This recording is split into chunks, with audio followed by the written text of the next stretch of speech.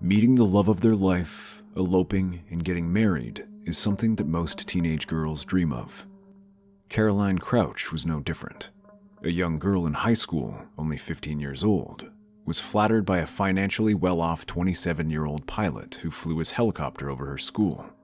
Winning her heart, the two eloped and got married. But what seemed like the perfect fairy tale love story would soon turn into a murder that fooled the world. On Tuesday, May 11th, 2021, at 4:30 a.m., a man named Haralambos Anopoulos, also known as Babis, was horrifically awakened from bed. At the time of the incident, he had rented a 2-story maisonette in the suburbs of Glika, an area located on the outskirts of Athens, Greece. Babis didn't have much time to retaliate, as 3 men concealing their identity with hoods scuffled and overpowered him. They were armed with pistols and wasted no time in tying up Babis, and afterwards went on to blindfold him with duct tape. He couldn't do much, as the intruders then went after his wife, a 19-year-old girl named Caroline Krunchka. This entire incident woke up their 11-month-old daughter, who was sleeping nearby. The intruders, with Greek and Albanian accents, repeatedly asked where the money was. Caroline didn't know that what appeared to be a robbery would turn into her own murder. Caroline Crouch was born to the retired engineer David Crouch and Susan Della Costa on July 12, 2001 in Athens. When she was just 8 years old, the family relocated to the island of Alonissos, the place where she had grown up. They moved because both David and Susan had fallen in love with the coastal surroundings. From a very young age, Caroline embraced her beachside life. She was passionate about both scuba diving and swimming. She had met her future husband Babis during a Good Friday parade in 2017. At the time, Babis was a commercial helicopter pilot, and Caroline was only 15 years of age. 3 years later, both of them got married in Portugal on July 15, 2019. A few days prior to her murder, Babis and Caroline had purchased a plot of land. Both Babis and Caroline had plans to build their dream house on the land for themselves and their infant daughter. To facilitate purchasing the land, Caroline had gotten 50,000 euros as a gift from her parents. As for the construction costs, the couple had around 10,000 euros hidden away in their house. The public in Greece at the time didn't rely much on banks, as they were at continuous risk of facing bankruptcy. In light of such circumstances, it was common for the general public to have cash stashed away in their house, as it was deemed a safer option. Caroline probably had a similar perspective for storing cash, and by no means would have anticipated what would happen on May 11th. A cry for help. Both Babis and Caroline, alongside their daughter, were tormented with fear as the intruders asked about the end. In an attempt to end the abyss that had befallen them, Babis told them exactly where the money was hidden, a location that's deemed rather unconventional. The intruders opened the Monopoly board game box and took all the money Babis and Caroline had stashed away for their dream house. But they didn't leave. Each one of them kept roaming from room to room as they snatched jewelry and other items of considerable monetary worth. The looters wanted more, but Babis and Caroline had given up all they had and, in a desperation and fear, begged for their lives and that of their daughter. Babis could hear the screams of his wife as the intruders held a firearm against the 11-month-old infant. Although blindfolded, he fought continuously against the restraints. However, the rope around his neck was tightened to the extent that he kept fainting in and out of consciousness. He eventually fainted and then regained his senses after a while. Once conscious, he discovered that the men had left the house. At the moment, the only thing he could hear were the painful cries of his infant daughter. In about 30 minutes or so, Babis was able to get close to his mobile phone and dial emergency services using his nose. As soon as the call connected, Babis cried out for help, asking emergency services to send an ambulance and give them his location. Given that he had duct tape around his mouth, the entire call was filled with muffled words. The operator on the other end asked Babis to explain what happened, but "robbers came in" was all he could say. An hour and a half had gone by since the intruders had broken into Babis and Caroline's residence. First responders arrived at the scene around 6 a.m. As they raced up the front steps to enter the house, what they saw can only be defined as horrific. Inside, the living space and kitchen had been completely destroyed. The drawers were open and empty, with clothing and other belongings scattered across the entire space.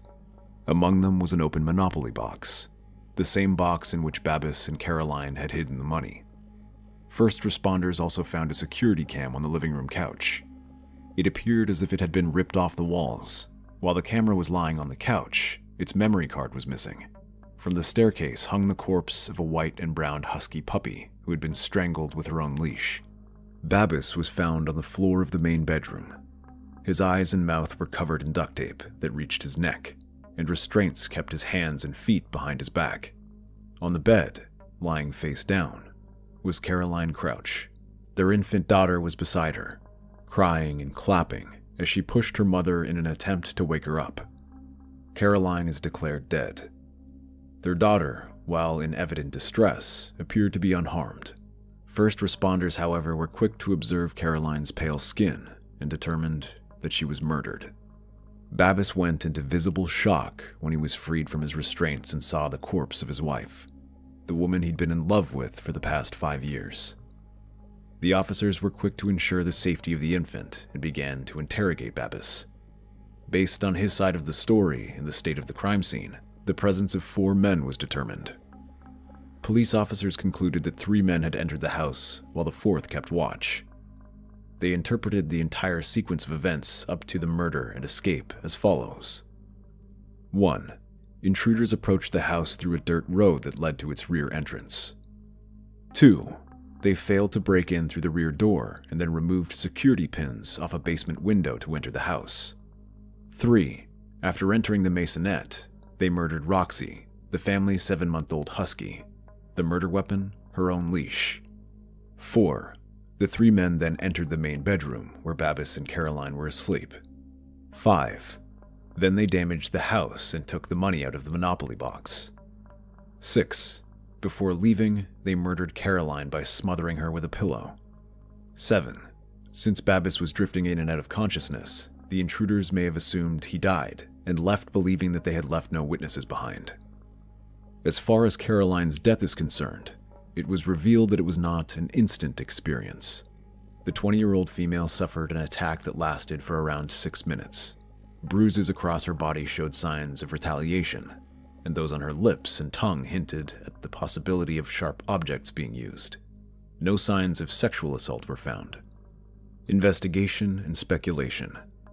Although the damage done to the couple's house was immense, no concrete evidence was left behind by the intruders. The only thing that emergency first responders found in the house was the hood of one of the intruders.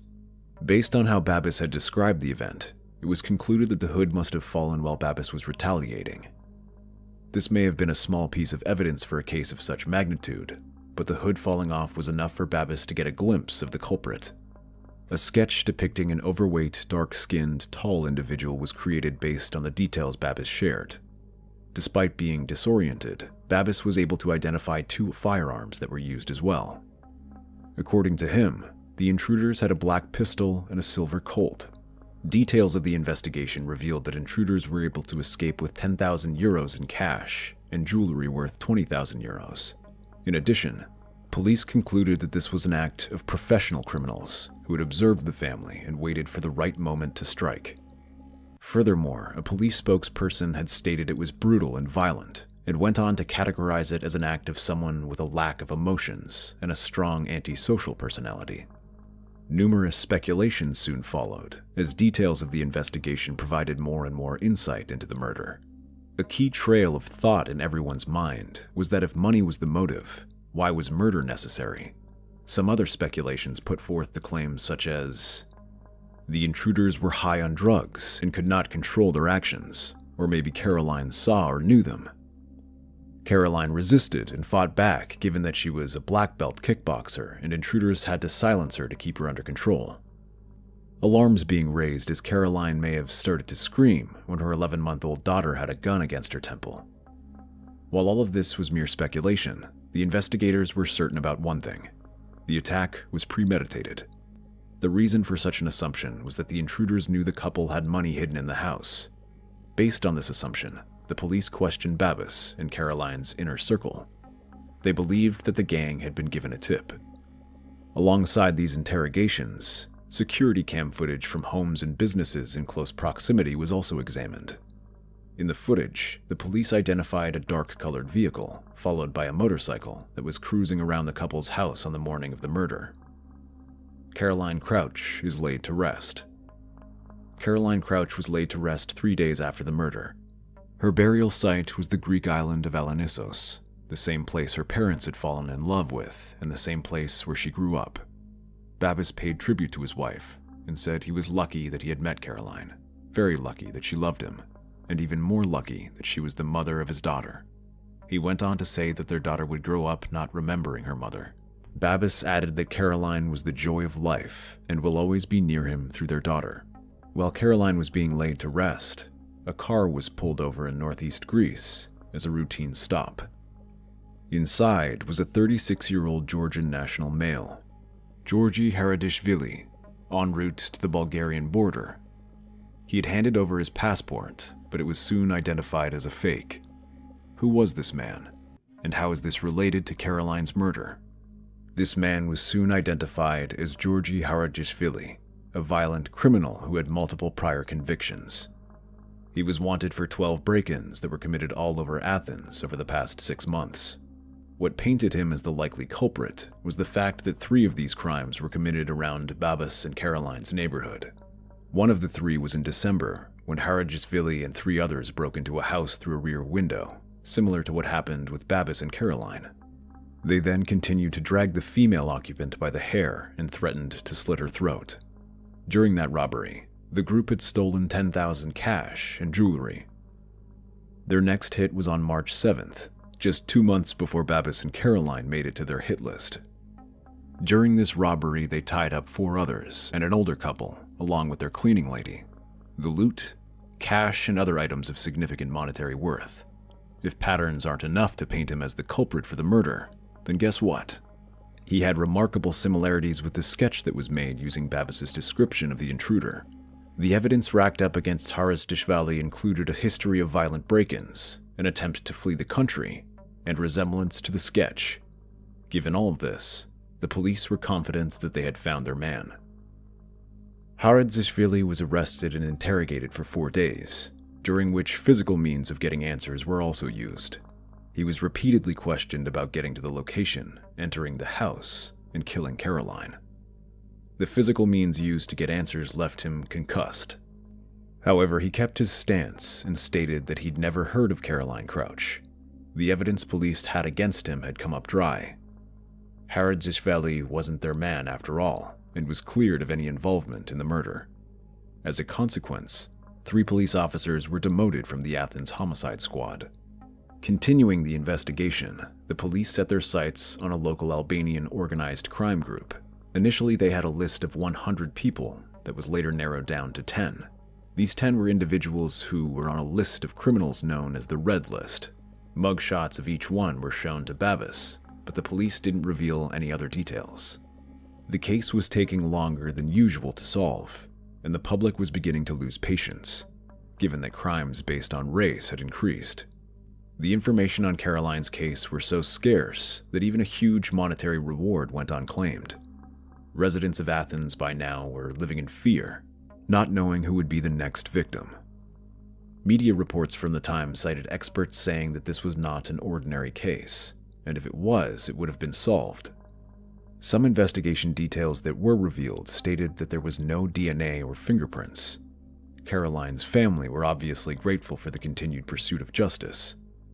Babis told journalists that he wishes that what was happening to him would never happen to anyone else.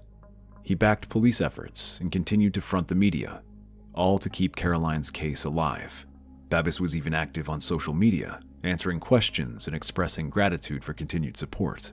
A breakthrough came on June 17th. 37 days after Caroline was brutally murdered, a small memorial service was being held for her on Olenassus. Those who had come to mourn noticed the detective at the ceremony. The investigators waited until the event had concluded and then began to approach Babis discreetly, asking to be escorted to Athens. The detectives at the time had new information about the case and urged Babis to come and identify the man. Babis, not knowing what lay ahead, agreed. By this time, the investigators had followed up on quite a lot of leads and analyzed some key details the night on which Caroline was killed. These details didn't add up. Babbis had told the police that the intruders broke in from the basement window, but that window was very small, and with the physique of the supposed killer Babbis had described, it was not possible for that to have been the point of entry. Babbis had also claimed that the house had been trashed by the intruders. However, the neighbors told the police that they didn't hear anything of the sort, and the sounds that night were of a couple's puppy crying in distress. No house being trashed, no calls for help, no crying infant. The house didn't have any fingerprints or DNA. To top it all, the question of why the intruders would tie up a male and fight a female was raised. Babbis had also claimed that the intruders must have taken out the memory card for the living room security camera, but data from the camera revealed that the card was removed at 1:20 a.m., a few hours before the criminals had supposedly entered the house. Further details were that Caroline was wearing a smartwatch that monitored her pulse. Her pulse readings from 3:58 a.m. indicated she was asleep, but the ones at 4:05 a.m. were up by 50%, indicating severe physical and mental stress, and the readings at 4:11 a.m. indicated that her heart had stopped. This was before the time Babbis had claimed the murder took place. Babbis, on the other hand, had a fitness app on his smartphone. Data from the app revealed that he was moving around during the time in which he was supposed to be tied up.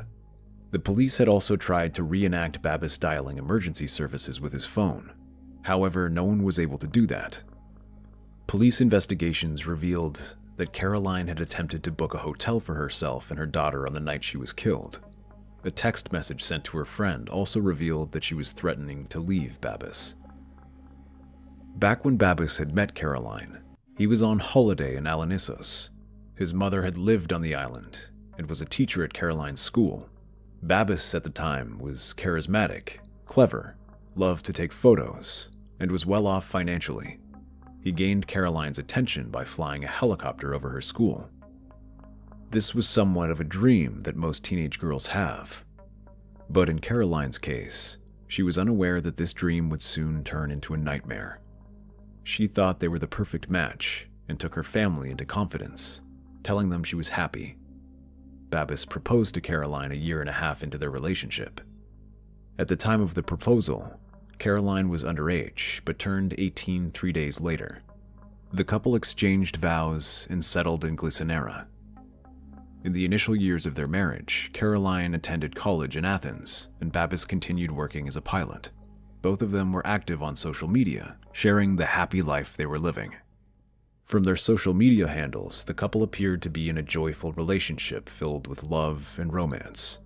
The story in Caroline's diary belonged to completely different genres. In her diary, she often questioned her relationship with Babbis. In the year 2019, she wrote about fighting with Babbis and how serious the fight was.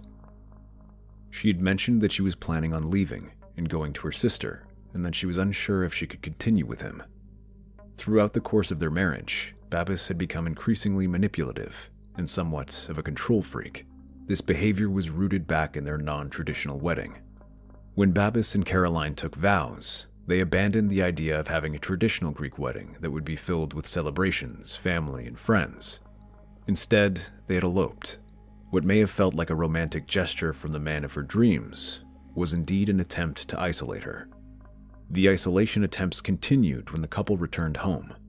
Babbis was the only one who put food on the table, and Caroline was just a university student without much money. Susan, Caroline's mother, would send some, but that too would be taken by Babbis. In her diary, she had written, "I love Babbis so much that I can't leave him, even though this relationship hurts me." Details of a tearful confrontation with her husband were also found in her diary. She had mentioned that she wanted to leave Babbis, but given that she was pregnant, she couldn't. Caroline wrote, "I stayed with him so my daughter would not grow up without her two parents." Another entry dated July 2020 from her diary read, "Today my little one is a month old. It's also the day I told Babbis I want to leave. I feel awful." The diary also had mentions of a house in Athens, located in Halandri. What started out as a fairy tale love story for Caroline had now turned into an abyss filled with pain, horror, despair, and a sense of being estranged, an abyss that she couldn't escape, one that would eventually consume her. Phone records hours before her murder also revealed argumentative and combative texts with Babis while the two were at home together, serving as a testament to how distant and dysfunctional the relationship had become. The investigators told Babis that he was the new suspect in the murder case. He was shown overwhelming and irrefutable evidence that revealed the inconsistencies with the details he had initially shared. He was interrogated for 8 hours before he broke down. Eventually, he began to confess, but the confession was one filled with fabrication. He told the police that he and Caroline started arguing on May 10th, the night before she was killed. Babis went on to say that the couple only fought over their daughter and that Caroline was determined to take her and leave. This had made Babis lose control, given that he claimed that the child was his whole life. Further details of the night from Babis were that Caroline had thrown the infant child in the cot and told him to leave the house. He mentioned that Caroline was the one who resorted to physical abuse and had pushed him and punched him. Babis added that because of this, his judgment became clouded.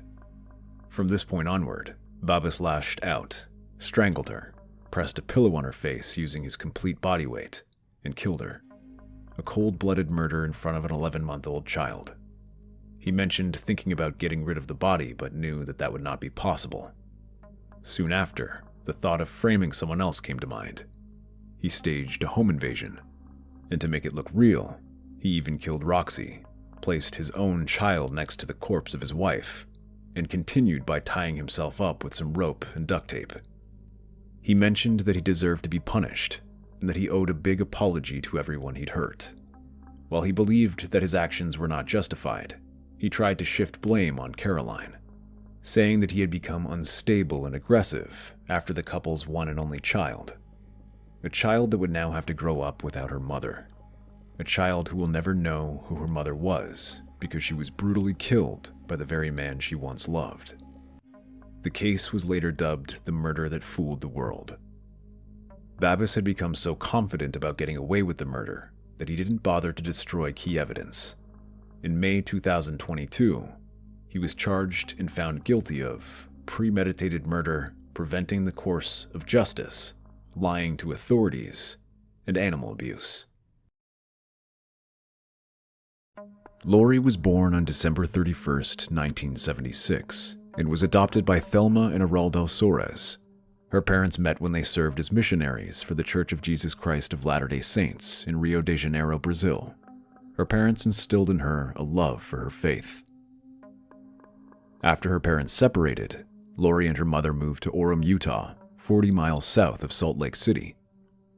Here she attended Orem High School, where she was known for her organization, determination, and fun personality. Lorie's high school years marked a significant milestone for her as she met Mark Hacking. Their relationship quickly blossomed, and they became known for their high school couple antics. They attended all the homecoming and proms together, appearing like any other young couple in love. Mark Hacking, known for his helpful nature, often spent time at Lorie's home and took care of errands around her mother's house. He would even offer to fix things, earning him a special place in the hearts of Lorie's family.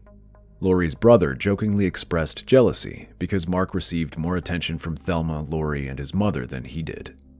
However, Lorie's family genuinely appreciated Mark's willingness to assist and care for them. Lorie and Mark's puppy love grew into a full romance, and on August 7th, 1999, they married in Bountiful, Utah. By 2004, Lorie was working as an assistant manager at a financial institution, while Mark, having just graduated from the University of Utah, had recently been accepted to the University of North Carolina at Chapel Hill in their medical school. Mark's plans to attend medical school were not a surprise, as he came from a prominent and intelligent family. Both his father and brothers were doctors, and another of his brothers worked for the government. In the summer of 2004, Lorie and Mark planned to move from Utah to North Carolina. Lorie, who was pregnant, was thrilled about the move, as was Lorie's mother Thelma, who couldn't wait to be a grandmother. She particularly hoped for a little girl with big curls, like Lorie. On July 19th, 2004, Lorie, a 30-year-old woman, mysteriously vanished without a trace. At approximately 5:15 a.m., who was 5 months pregnant at the time, had set off for a jog at Memory Grove Park near Creek City Canyon. It was her routine to head for work in Canyon City afterward. However, Lorie never arrived that afternoon, prompting her boss to contact her husband Mark. Mark, immediately worried, called the police to report Lorie's disappearance. Mark arrived at Memory Grove Park at 10:07 a.m., knowing that this was the final location where Lorie was supposed to be, and found Lorie's vehicle in the parking lot. Memory Grove Park was eerily quiet, and Mark's heart raced with fear. Patrol officers met him outside the park and briefed detectives on the circumstances surrounding Lorie's disappearance. Patrol officers feared the worst, believing that Lorie may have fallen into the canyon, gotten hurt, and become stranded in the dense woods. Given the nature of Lorie's disappearance, the patrol officers believed that it was crucial to involve the homicide detectives. The steep walls of the canyon added to the urgency of the situation, as officers were concerned that the pregnant woman could have sustained injuries and be in need of immediate assistance. Lorie Hacking's mysterious disappearance shocked the community and prompted an outpouring of support and assistance from friends and family. Her husband, Mark Hacking, appeared devastated as he pleaded for help in finding his missing wife. His public appeals for help generated attention from various media outlets, and he willingly spoke to any reporter who inquired about Lorie's disappearance.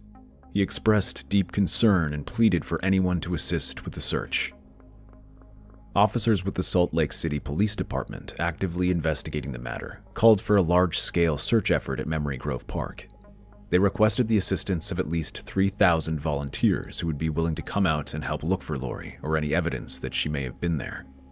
The involvement of Mark's LDS church played a crucial role in the case. Many members of the congregation rallied around the young couple, offering their support and assistance. Their presence at the search sites strengthened and encouraged Mark, who was facing immense pressure as the investigation unfolded. Numerous homes lined the walkway leading to Memory Grove Park, where Lorie was allegedly last seen. The officers conducted a thorough canvass of the area, seeking information from anyone who might have seen or heard anything suspicious. Lorie was easily recognizable with her distinctive bushy dark curls, and the officers believed her appearance would stand out to the residents. Their hopes were briefly dashed when one woman told police that she had seen Lorie near Memory Grove that morning. However, this woman later withdrew her claim. As the search for Lorie continued, the Salt Lake City Police Department set up a command post near the park's entrance. Mark's brothers arrived at the scene, as did Lorie's mother. One of Mark's brothers suggested checking out a homeless encampment in the canyon, expressing his concerns regarding the involvement of these individuals in Lorie's disappearance. The detectives recognized the importance of considering all possibilities and acknowledged the need to investigate the homeless encampment. They knew that unraveling the truth would not be easy, and every detail needed to be examined carefully. When detectives arrived at the home of Mark Hacking and Lorie Hacking, they were already aware that, in most cases, when an individual goes missing, their partner usually commits the crime. In addition, the detectives considered the possibility that Lorie was involved romantically with another person, and that this involvement may have contributed to her disappearance. The detectives requested permission from Mark to enter their apartment and obtain a recent photograph of Lorie for their missing person flyer. Mark agreed, and the detectives were allowed to enter the apartment. Once inside, the detectives asked Mark if they could conduct a cursory look around the premises. Once again, Mark gave his consent. During the search, one of the detectives noticed a red purse in the residence. This purse belonged to Lorie, and inside they found her wallet with identification and credit cards. The detectives wondered why Lorie would have gone to Memory Grove Park for exercise and left her car parked near the entrance to the park but not taken her bag with her. Further, the detective observed a large bouquet on the kitchen counter, leading her to believe that Mark bought these flowers for Lorie as an apology. The detective noticed this pattern in marriages, where husbands bought large bouquets to express remorse. This discovery sparked her curiosity, and she wondered if there were underlying issues with Mark and Lorie's marriage. Upon entering the bathroom, the detective observed that it appeared spotless and had recently been scrubbed clean. The room reeked of bleach, indicating that the space had recently been cleaned with disinfectant. This discovery piqued the detective's interest, as it suggested that someone had taken great care to erase any trace of evidence. Moving on to the bedroom, the detective observed a new set of sheets on the bed. They were still brand new, with noticeable creases and no indication of having been washed. As she glanced into Lorie's jewelry box, the The detective noticed Lorie's wedding band, which seemed unusual. The detective wondered why a happily married woman would not wear her wedding band. Although the evidence was circumstantial, the detective began forming a theory about Mark's involvement in Lorie's disappearance. Each piece of evidence presented in the investigation seemed insignificant on its own. However, when combined, these items painted a disturbing picture. Lorie's absence raised red flags, and suspicions began to mount against her husband, Mark. As the search for Lorie intensified, various law enforcement agencies joined forces to try and locate the missing woman. Canine units were deployed to search Memory Grove Park, using their keen sense of smell to comb through the dense undergrowth. Officers on horseback and bikes ventured into the steep canyon, diligently navigating the challenging terrain. Choppers equipped with state-of-the-art cameras and sensors soared overhead, providing a panoramic view of the park from above. Lorie's disappearance had a profound impact on her family, including her in-laws. Douglas Hacking, Mark's father, spoke out to the media, sharing his unwavering belief that Lorie had been abducted. He stated that the family did not entertain the notion that Lorie had run away, as they knew she was a responsible and devoted person. The entire family was deeply worried and concerned about her well-being, leaving no one untouched by their anguish. Mark Hacking met with a detective at the police department for an interview. The detective posed questions regarding the state of his marriage, and Mark assured the detective that everything was fine.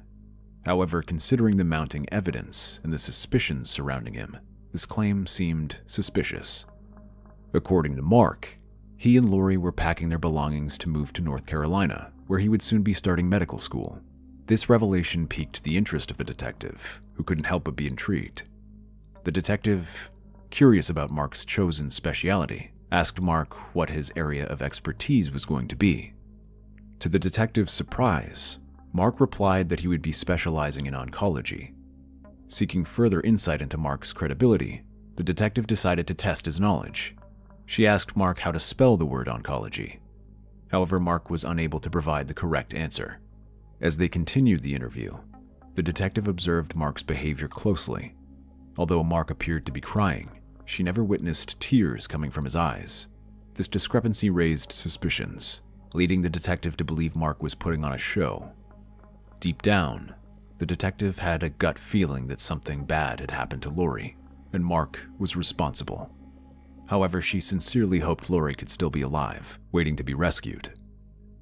The detectives approached Mark and requested permission to search his red truck. As they meticulously combed through the vehicle, Mark stood right alongside them. On the seat, the detective discovered a receipt for a mattress company dated the same day that Lorie went missing. This discovery raised several questions for the detective. Why did Mark, whose pregnant wife had vanished, purchase a shiny new mattress on the same day? However, as the detective prepared to question Mark about the receipt, he noticed that the witness had mysteriously disappeared. Determined to uncover more evidence, the detective returned to Mark's apartment. This time, the detective requested Mark's signature on an official consent form, permitting them to conduct a more extensive search. Mark agreed, allowing the detectives to enter his house. Once inside, the detective confronted Mark with the receipt they had found in his possession. They noticed a particular sight as they confronted him, a new mattress on Mark and Lorie's bed. However, the box spring did not match the mattress. The prints and the colors of each item were noticeably different, raising suspicions among the detectives. This discovery served as a catalyst for further questioning. The detective confronted Mark with the unusual circumstance and questioned him about the mattress. They observed that the mattress and the box spring did not match, leading them to believe that it may have been purchased recently. Mark's reaction indicated that the detective had hit a nerve. As the detectives continued their search of Mark and Lorie's apartment, they stumbled upon a discovery that raised suspicion. On the nightstand next to Mark's bed, they discovered several knives. Upon closer examination, the detectives noticed that one of the knives had been hidden in a sheath. Upon removing the knife, they noticed red stains on the blade, which they believed were human blood. However, when questioned, Mark claimed that he used the knife for hunting purposes. The discovery of the knife prompted the detectives to discontinue the consensual search of the residence and call in a crime scene investigator team. They began working diligently to obtain a search warrant, as they firmly believed something sinister had occurred inside Lorie's home. While investigating the premises, the detectives made another intriguing observation. In the parking lot, the detectives noticed a dumpster. Upon peering inside, they discovered that it was empty. However, at the bottom of the dumpster, the detectives spotted a package for bedsheets, 2 pillows, and packing for a mattress. This discovery further fueled their suspicions. Their investigation led them to believe that Mark had killed Lorie and disposed of her body in a dumpster. When the detective spoke to her superior sergeant about the suggestion regarding the possibility that Lorie's remains might be present at the landfill, the sergeant dismissed these concerns as too extensive and costly. However, as the sergeant was driving home, he stopped by the LDS church that Mark and Lorie had attended. He noticed a dumpster in the parking lot, which caught his attention. Upon closer examination, the sergeant discovered that the mattress inside the dumpster had the pillow top cut off, matching the description of the box spring in Lorie and Mark Hacking's home. The discovery made by the sergeant confirmed that the detective's initial suggestion was valid and that Lorie's body was likely located at the landfill. Around the same time, the officer on night watch called to inform the police working on Lorie's disappearance that Mark had been spotted at a local motel, running around naked. This incident further fueled suspicion surrounding Mark's involvement and added to the body of evidence suggesting his involvement in Lorie's disappearance. An officer arrived at the motel and encountered Mark. The officer noticed that Mark was acting strangely and was completely naked.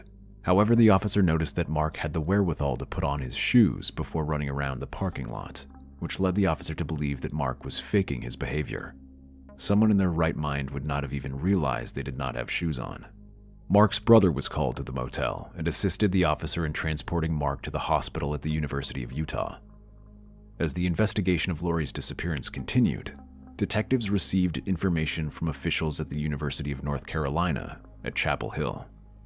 The officials contacted the detectives and informed them that Mark Hacking, who was scheduled to start an oncology program at the university, was not registered for classes. Furthermore, they had stated that they had never heard of Mark Hacking. That afternoon, the detective visited Mark at the hospital. The detective was surprised that Mark no longer exhibited any signs of emotional distress.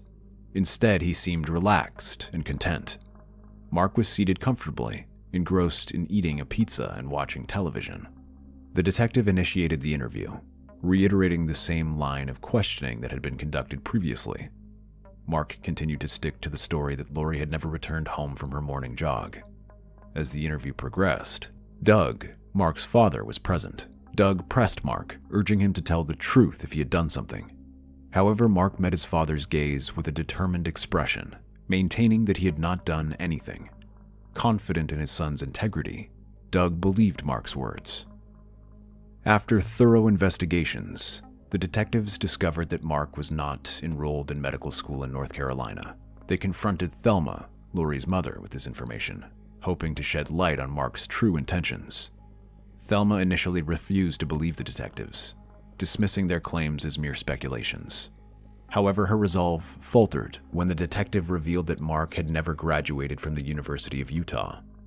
This revelation left Thelma in a state of shock and disbelief. Thinking back to past events, Thelma realized that there had been signs that something was not quite right. During Mark's graduation ceremony at the University of Utah, she heard him vomiting in the bathroom.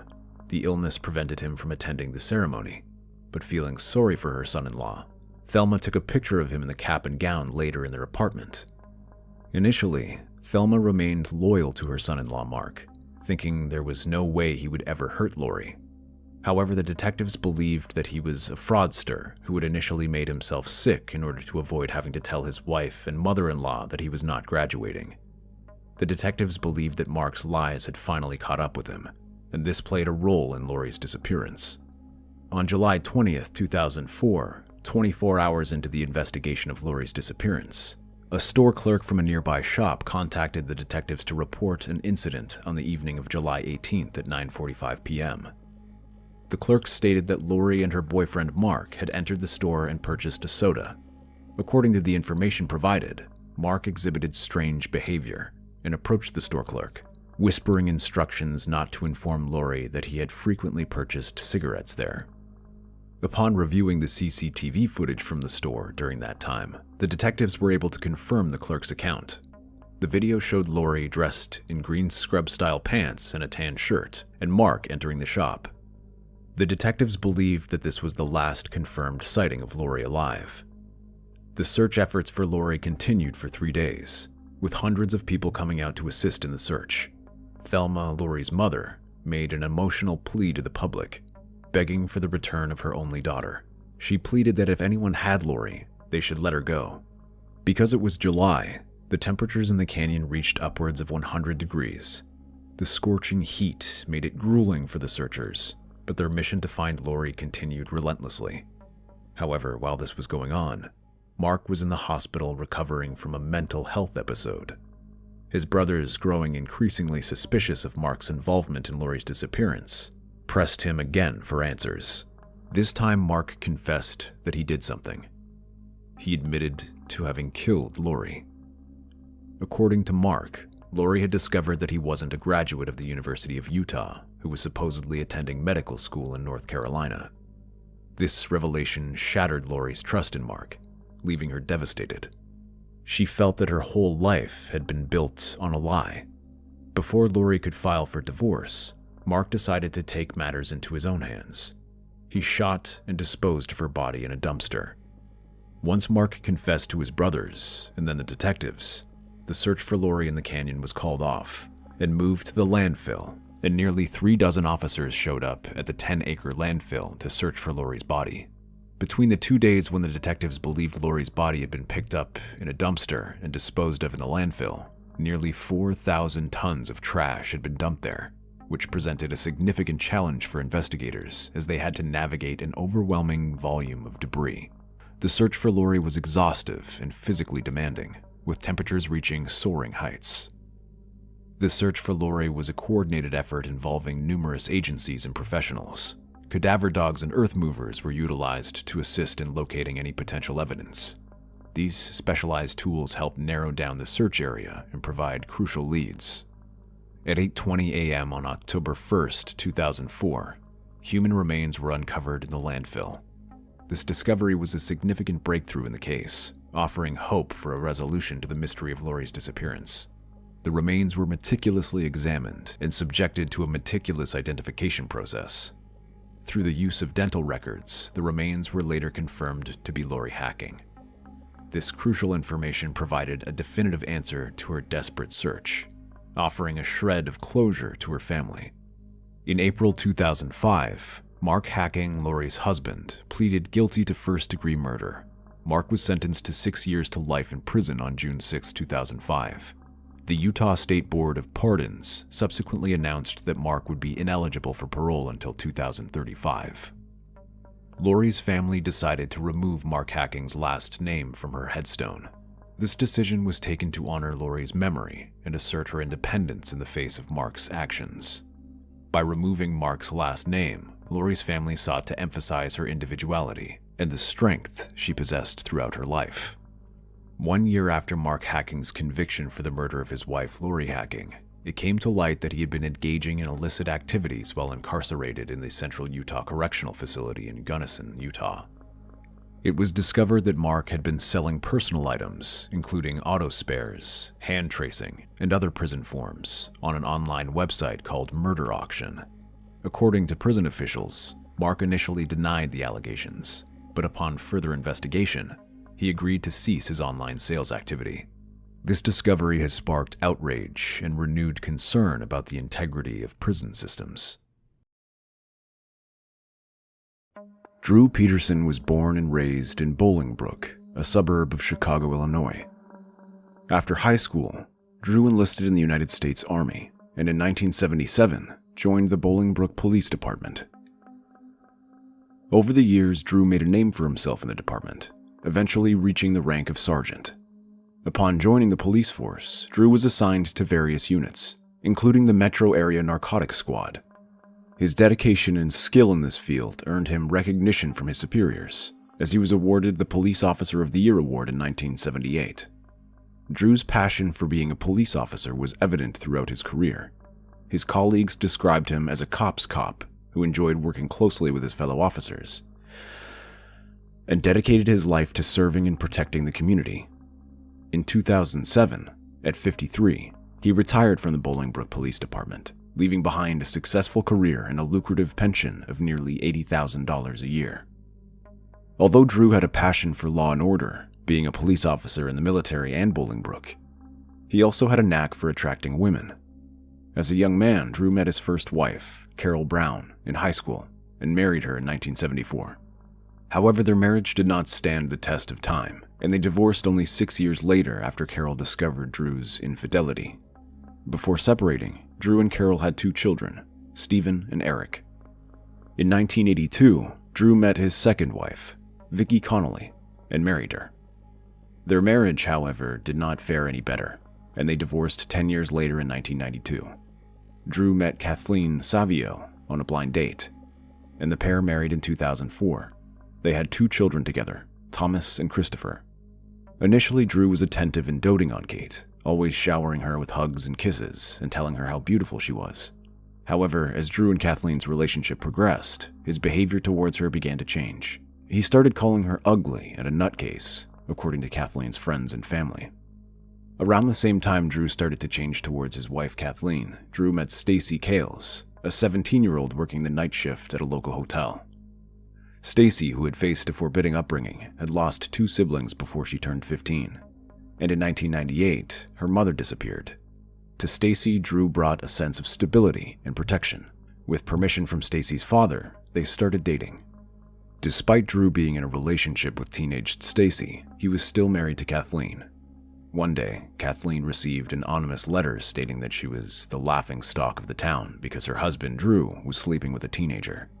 Kathleen was stunned, and she decided to confront Drew about the allegation. To her surprise, Drew did not deny having a 17-year-old girlfriend. Instead, he and Kathleen began discussing the possibility of getting a divorce after 9 years of marriage and 2 children. Due to their marital issues, Drew moved out of the home he shared with Kathleen. On the other hand, Stacy moved into Drew's new house, only a few blocks from Kathleen's. Shortly after Stacy and Drew moved in together, Stacy discovered she was pregnant. Determined to marry Stacy and embark on a new chapter in his life, Drew approached Kathleen for a divorce. After some deliberation, Kathleen agreed to sign the divorce papers, but only on one condition, that they would discuss the financial arrangements at a later time. On October 7, 2003, Drew and Kathleen's divorce was finalized. Just 2 weeks later, on October 23rd, Drew and Stacy exchanged vows in an intimate ceremony, marking the beginning of a new chapter in their lives.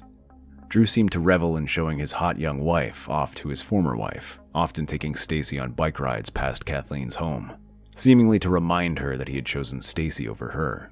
The relationship between Drew and Kathleen continued to deteriorate. Between 2002 and 2004, there were several instances where the police were called to Kathleen's home to resolve issues between the two. These issues often revolved around custody and visitation matters related to their sons.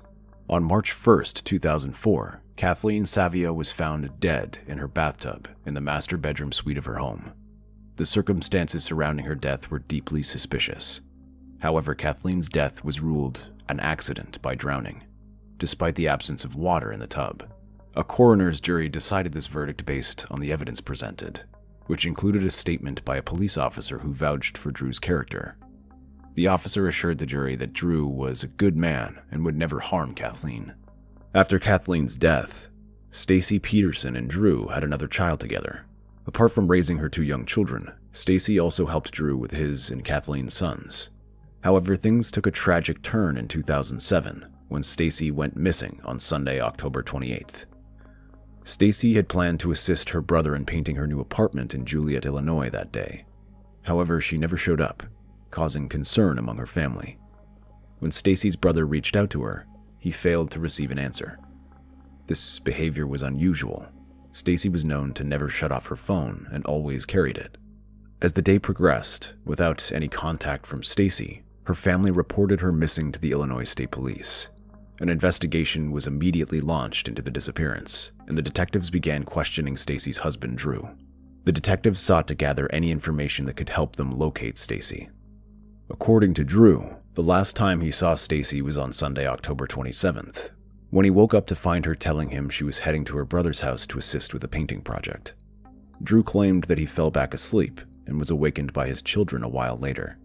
At approximately 9 p.m. that night, Drew asserted that Stacy called and informed him that she had left him for another man. She also stated that she had parked her car at the airport. In the months before Stacy's disappearance, Drew claimed that she had become increasingly distraught after the death of her beloved sister from cancer several months earlier. Stacy's behavior seemed to change during this time, which led Drew to believe that she had developed mental health issues.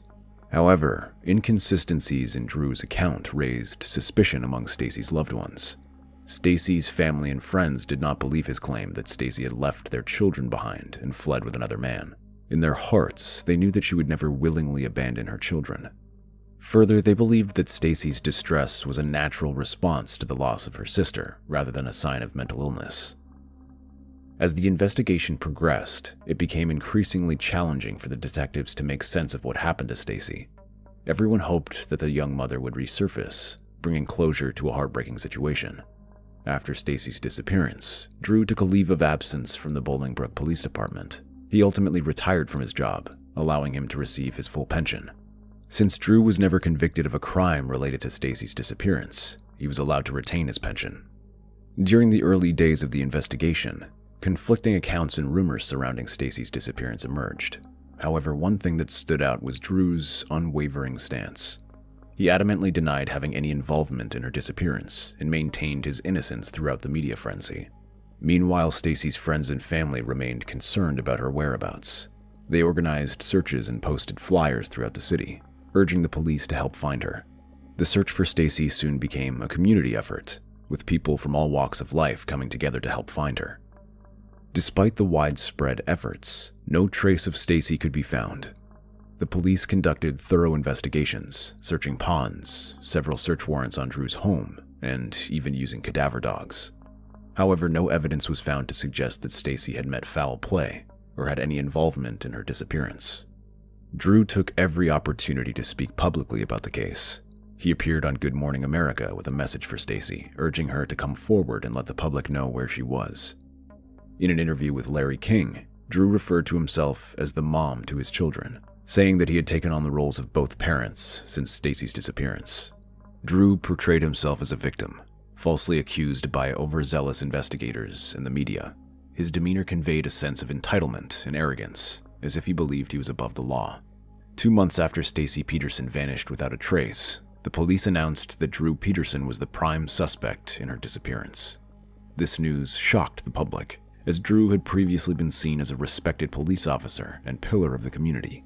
In addition to the investigation into Stacy's disappearance, the authorities also announced that they were reopening the case of Drew's third wife, Kathleen Savio, who tragically died under mysterious circumstances. Illinois officials obtained permission to exhume her body on November 13, 2007, in order to carry out further investigations. Drew appeared on the Today Show following that day, vehemently denying any involvement in either tragedy. Despite mounting evidence to the contrary, he insisted that he was innocent and expressed his disbelief that Kathleen's death was being reclassified as a homicide. As the police investigation intensified, new information came to light that painted a darker picture of Drew's relationship with Kathleen. Kathleen's loved ones told investigators that Drew had threatened to kill Kathleen and make it look like an accident in order to avoid giving her half of his pension. This chilling revelation further strengthened the belief that Drew was capable of committing such heinous crimes.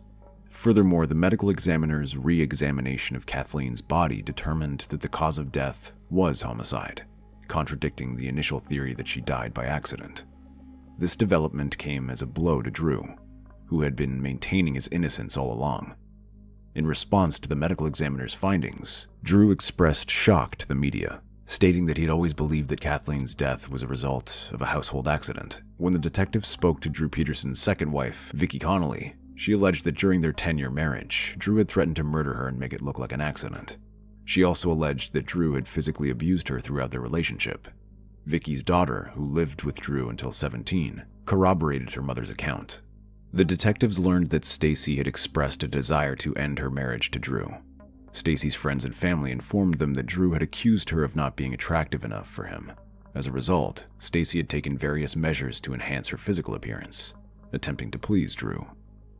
Stacy had pursued cosmetic enhancement procedures, including breast implants, LASIK surgery, a tummy tuck, and braces on her teeth. These measures were driven by a desire to meet Drew's expectations and improve her appearance in his eyes.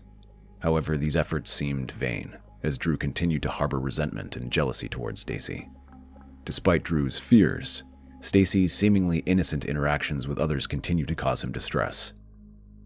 Drew was deeply possessive and believed that Stacy was constantly cheating on him. As a result, he attended her gym sessions to ensure her safety and monitor her activities. However, Drew had maintained a steady presence of a girlfriend by his side.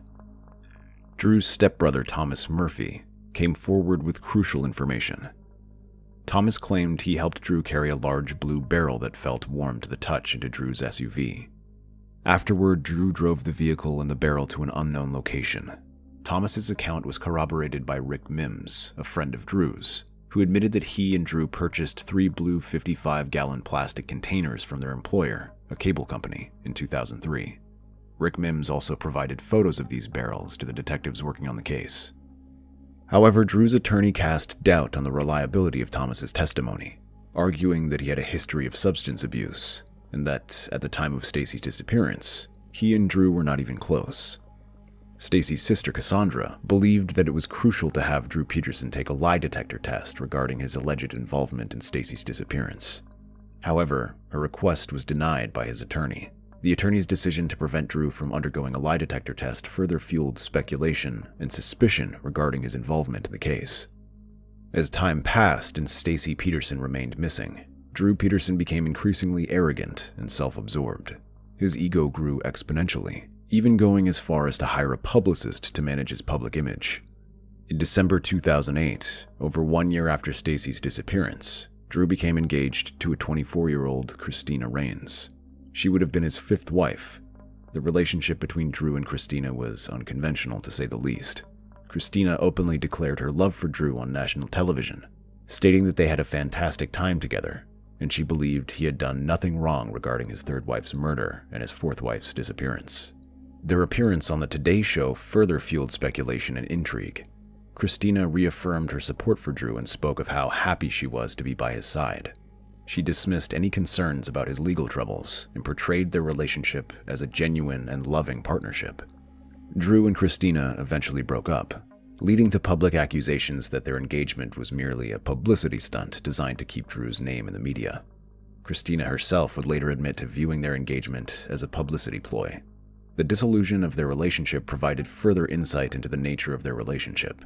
It highlighted Drew's narcissistic tendencies and willing to manipulate public perception for his gain.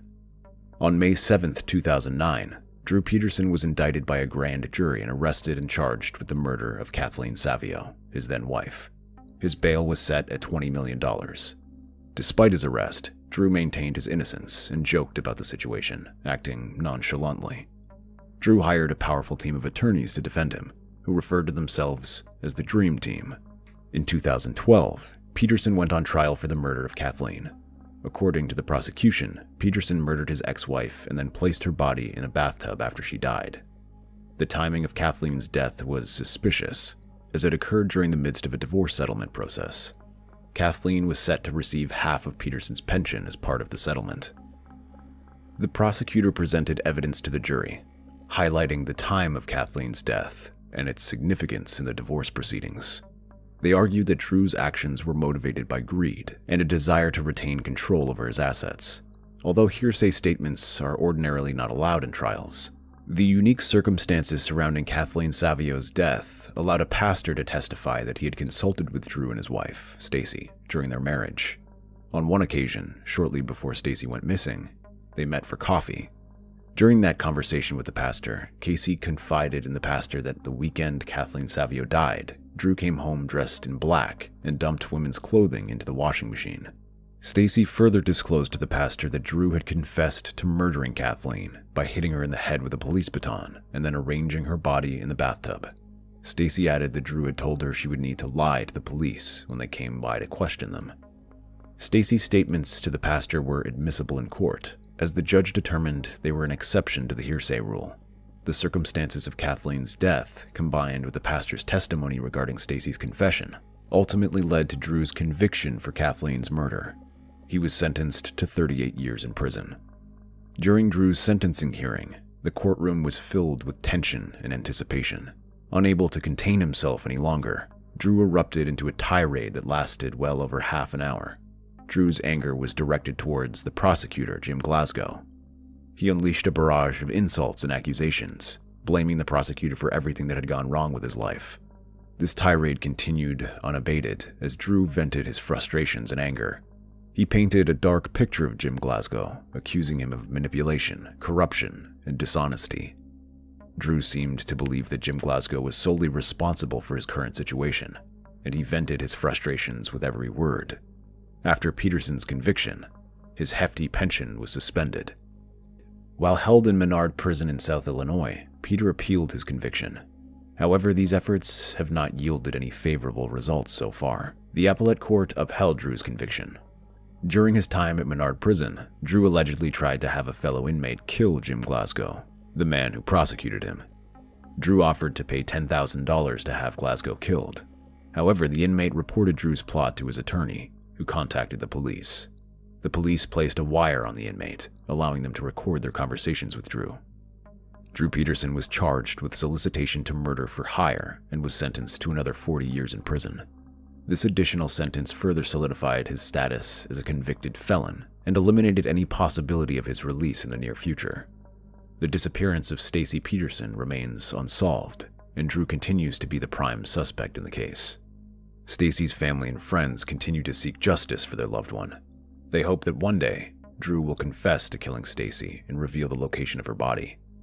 However, one of Drew's older sons has expressed skepticism about the likelihood of Drew telling the truth. He believes that his father desires to go out as a martyr, maintaining his innocence throughout.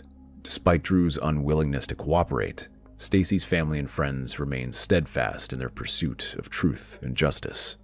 In May 2022, it was revealed that Drew Peterson's former defense attorney, Joel Brodsky, is considering the release of confidential information protected by attorney-client privilege.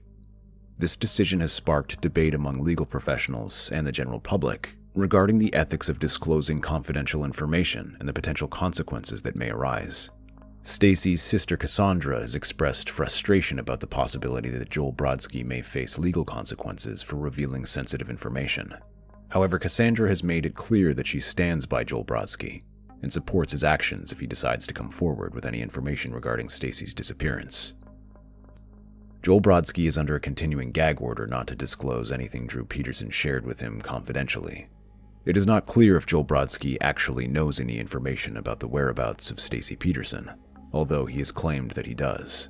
Joel Brodsky has stated, "I know everything about both of his wives. I feel bad that Drew Peterson is still not taking responsibility, and Stacey Peterson is still missing. I'm thinking about maybe revealing what happened to Stacey and where she is." This potential disclosure of confidential information raises ethical and legal concerns. The attorney-client privilege is intended to protect the confidentiality of communications between an attorney and their client. Any breach of this privilege could have serious consequences for Joel Brodsky and Drew Peterson. Cassandra, Stacey's sister, refuses to lose hope in the quest for finding her sister's remains. Despite the passage of years since Stacey's disappearance, Cassandra remains determined to uncover the truth and bring closure to her family. Recently, she embarked on a groundbreaking expedition with an innovative device. Utilizing a remote-operated vehicle equipped with sonar technology, Cassandra delved deep into the murky waters of an Illinois canal. In a groundbreaking development, Cassandra claims she has made a significant discovery. According to Court TV, a still image from video captured by the aforementioned remote-operated vehicle seems to indicate a skull and several bones submerged beneath the canal's surface. The Illinois State Police, who are overseeing the investigation into Stacey's disappearance, have issued an official statement regarding the matter. Acknowledging the importance of every credible and viable lead, they assert that their agents are diligently following up on leads. Cassandra, dissatisfied with the police department's response, decided to take matters into her own hands. She invested her funds into special tech that continued to improve, eventually allowing her to bring the necessary equipment in from Alaska. Her latest discovery was presented to the police, but she was told when they went for a dive in the area, they found only a rock and declared the area was clear. Despite the police's disinterest, Cassandra remains hopeful for the search for her sister's body. In an effort to raise funds to continue the search, Cassandra launched an online fundraiser to retrieve the remains from the bottom of the canal. According to Cassandra, her sole desire is for Stacy to find peace. She wants her sister to have a proper burial, allowing her loved ones to find closure and say goodbye.